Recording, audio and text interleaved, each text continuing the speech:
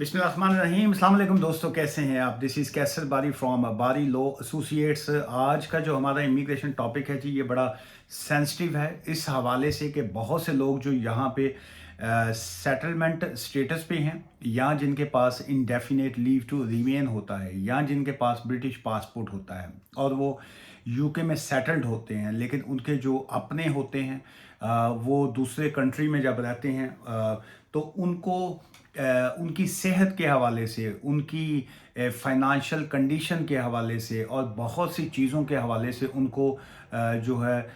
Tension रहती है कि जी कि हमारे अपने जो हैं, चाहे किसी की माँ है, बाप है, चचा है, अंकल है, आंटी है, दादा है, दादी है, ग्रैंड पेरेंट्स हैं। सो कोई भी रिश्ता जो है, इसमें आपकी रियल सिस्टर भी आ सकती है, इसमें आपका भाई भी आ सकता है कि वो बैक होम में रहते हैं और किसी ना किसी हेल्थ कंडीशन की वजह से जो है वो उनकी लुक आफ्टर करने वाला कोई नहीं है। सो आज हम उसी टॉपिक पे बात करेंगे कि क्या अगर किसी की ऐसी सिचुएशन हो तो क्या आप उनको यूके में बुलवा सकते हैं, यूके में उनको अपने साथ रख सकते हैं? Then the answer is yes. लेकिन उसके लिए एक क्राइटेरिया है और उसमें पहले भी मैंने इसी टॉपिक के ऊपर, जिसको एडीआर कहा जाता है, एडल्ट डिपेंडेंट रिलेटिव वीज़ा जो है, और उस पर पहले भी कई मरतबा बात की है, लेकिन टाइम टू टाइम जो है उसमें चेंजेस आती रहती हैं। लॉ में जब भी कोई चेंज आता है, जब भी कोई अपडेट्स आती हैं या उसमें कोई न्यू अमेंडमेंट्स आती हैं, तो मेरी ये कोशिश होती है कि मैं वो आप तक जो है अपडेट्स जो है, अवेयरनेस जो है वो मैं दे सकूं। चलिए आज इसी टॉपिक पे बात करते हैं। सो इसका जो टाइटल है जी, या इस वीज़े का जो नाम है, इसको एडीआर कहा जाता है। So it's not a simple application कि आप ये कहें कि जी इस तरह की हम एप्लीकेशन को ख़ुद से करें और फॉर्म फिल करें। उसकी वजह यह है कि बहुत से वकील भी इस तरह की एप्लीकेशन करने के बावजूद जो है इस तरह की एप्लीकेशन में और उसके रिज़ल्ट में जो है वो रिफ्यूज़ल आती है। उसकी वजह ये होती है चूँकि अनफॉर्चुनेटली जब बहुत से लोग जो हैं मिसयूज़ करते हैं सिस्टम को, चाहे आप जैसे मैं ज़्यादा इसमें डिटेल में नहीं जाना चाहता ताकि ऐसा ना लगे कि जी कि शायद सारे लोग जो हैं वो फेक डॉक्यूमेंट्स ही बनाते हैं। लेकिन अनफॉर्चुनेटली इस तरह की एप्लीकेशंस करते वक्त चूँकि डॉक्टर की रिपोर्ट जो होती है वो इस तरह के केस में बड़ी इंपॉर्टेंट होती है, तो बहुत से लोग जो हैं वो सम टाइम फेक डॉक्यूमेंट्स या डॉक्टर की या मेडिकल की फेक रिपोर्ट्स बना देते थे, जिसकी वजह से जो है वो एंट्री क्लियरेंस ऑफिसर जो होता है वो उन्होंने बहुत से केसेस में जो है ये पाया कि जी के ये फेक डॉक्यूमेंट्स की बेस पे भी वीज़ा रिफ्यूज़ हुए हैं। लेकिन अब अगर आपका जेन्युइन केस है तो ऑब्वियसली आपको एप्लीकेशन जो है वो फाइल करनी चाहिए। सो इसमें मेन चीज़ क्या आ जाती है कि जो एप्लीकेंट होता है, दे हैव टू डिमॉन्स्ट्रेट कि उन्होंने ये साबित करना होता है, उन्होंने ये एविडेंस उनके ऊपर होती है कि आपका जो लेवल ऑफ केयर है, जो आपकी लुक आफ्टर का जो लेवल है, वो अफोर्डेबल नहीं है। कि अफोर्डेबल इस सेंस में कि आपकी लुक आफ्टर करने वाला जो है वो कोई नहीं है आपके पास जो है। सो एडीआर का जो है, एडल्ट डिपेंडेंट रिलेटिव का जो रूल्स एंड जी क्लॉज है, उसमें 5.2 जो है वो बड़ा क्लियर सा है। उसमें उन्होंने होम ऑफिस की तरफ से और इमिग्रेशन रूल्स में लिखा हुआ है कि a need for a long term personal care to perform every day task जो है, ये एक ही लाइन है जिसकी बेस के ऊपर जो है ये वाला वीज़ा जो है वो बेस कर रहा होता है कि need long term personal care to perform every day task जो है। सो इसमें जो मेन आ जाता है कि जी कि आपको मेडिकल एक्सपर्ट की रिपोर्ट्स जो होती हैं वो आपको प्रूव करनी पड़ती हैं कि जी कि आपका जो मेडिकल एक्सपर्ट मीन के जो आपका डॉक्टर है या जो आपका मॉइलज है, जो आपका इलाज कर रहा है, वो आप के हवाले से जो है वो एक रिपोर्ट तैयार करेगा और उसमें ये लिखेगा कि जी के आपको केयर की ज़रूरत है और ये चैलेंज है आपके लिए कि जी कि आप इस बीमारी से या ये जो भी आपके इश्यूज़ हैं उससे आपकी रिकवरी जो है वो पॉसिबिलिटी उसमें नहीं है। लेकिन ये है कि आपको ऑब्वियसली आपके अपने हैं, आप उनको उस हाल में तो छोड़ नहीं सकते कि एक आदमी को इस तरह की अगर खुदा न खास्ता अगर इस तरह की उसकी कंडीशन है तो आप क्या करेंगे? उसको आप अपने पास लेके आएंगे, चाहे वो उसकी रिकवरी होती है या नहीं होती, लेकिन आप उनकी डेली बेस के ऊपर जो है वो पर्सनली तौर पे उनकी केयर जो है वो एहतियात या हिफाजत या उनकी लुक आफ्टर जो है वो आप कर पाएंगे। सो इसमें एक बड़ा एक इम्पोर्टेंट पॉइंट है जी इसमें अपेंडिक्स FMSE जो जिसको कहा जाता है। SE का मतलब ये होता है सुटेबिलिटी जो है कि वो क्या है कि there is no specified evidence required to demonstrate unavailability of a care. So बहुत से केसेस में ये कहा जाता है कि जी कि आप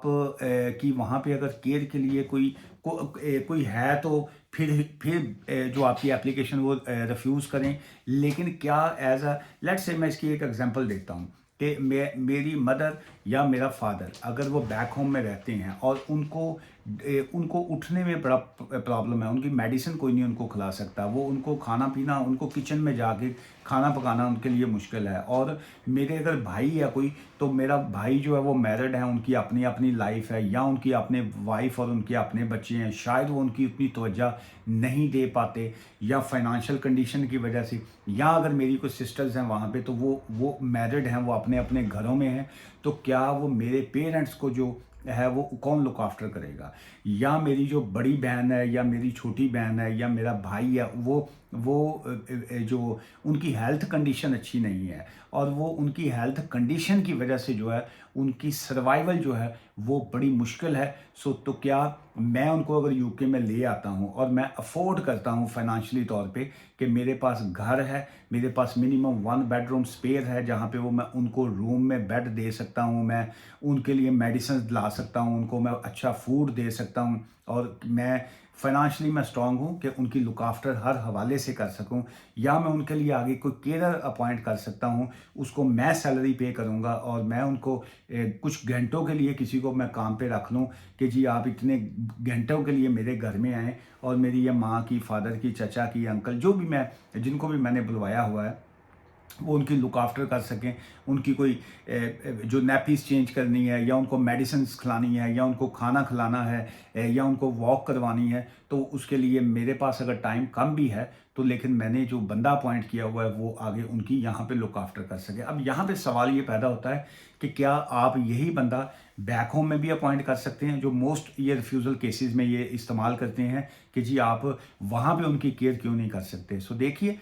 आउटसाइड दी कंट्री या जिसको कहा जाता है ना कि 7 समुंदर पार जो है, सो जिस वक्त आप परदेश में बैठे होते हैं, जिसको अल्टीमेट तो ये परदेश नहीं होता, हमारा अपना ही ये घर ही है, लेकिन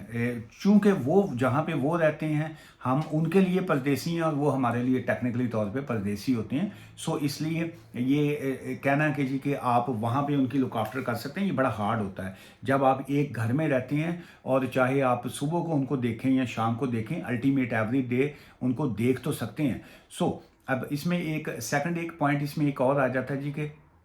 it's a worth noting कि requirement of evidence of a long term personal care needs under paragraph 35 appendix FMSE जो है उसके मुताबिक यही आ जाती है कि जी कि एंट्री क्लियरेंस ऑफिसर को जो है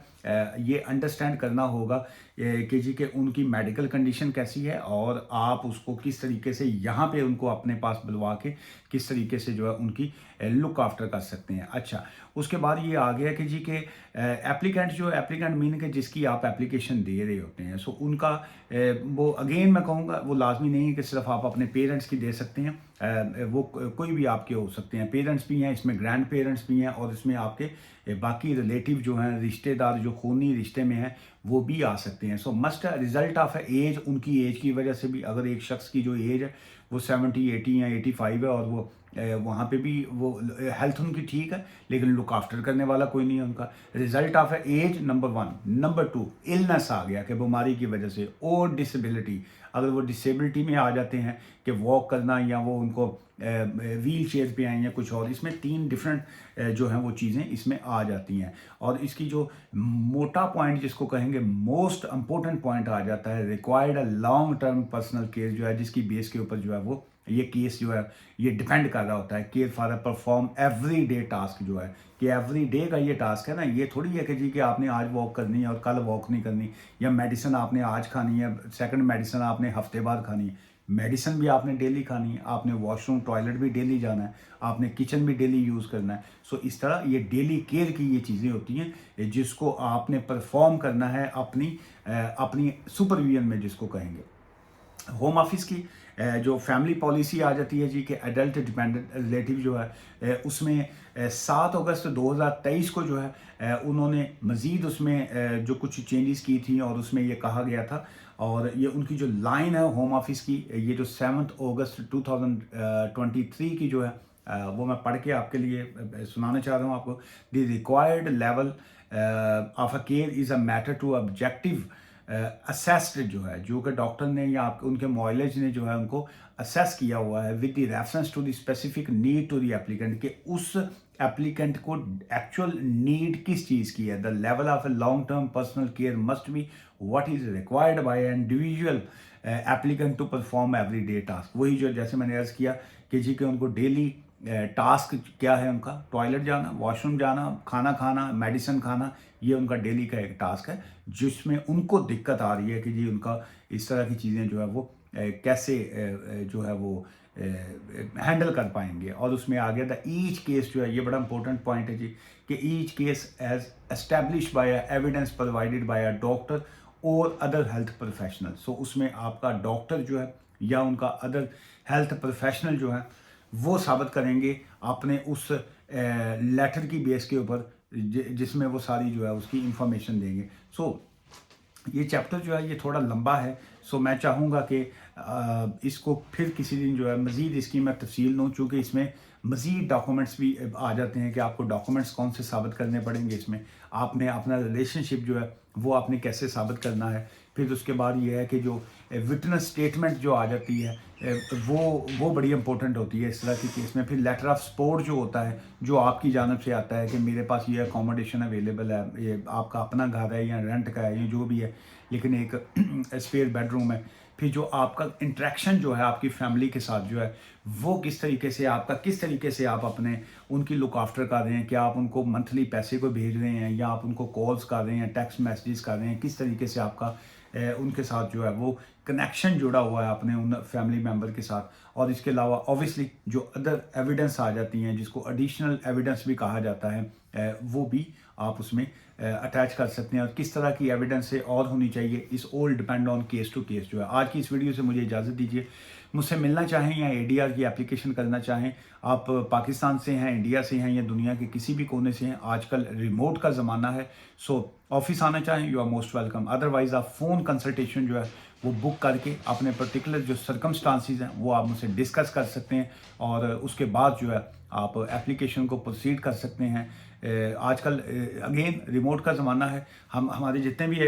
क्लाइंट्स हैं, ख़ासकर मेरे तो क्लाइंट्स दुनिया भर से जो आते हैं, और बहुत से लोग जो हैं वो ब्रैडफर्ड में तो नहीं होते, कोई लंदन में है, कोई स्कॉटलैंड कहीं कहाँ पे है। सो उनकी एप्लीकेशन जो होती है वो डॉक्यूमेंट्स हमें व्हाट्सअप या हमारे हेल्पलाइन नंबर के ऊपर भेज देते हैं। गवर्नमेंट की कॉस्ट जो फ़ीस होती है वो डायरेक्ट पे कर देते हैं, मेरी फ़ीस जो होती है वो हमारे अकाउंट में पे कर देते हैं। सो वेरी सिंपल ट्रांसपेरेंट सा मैं काम करता हूँ, और उसमें क्लाइंट्स की जो ईमेल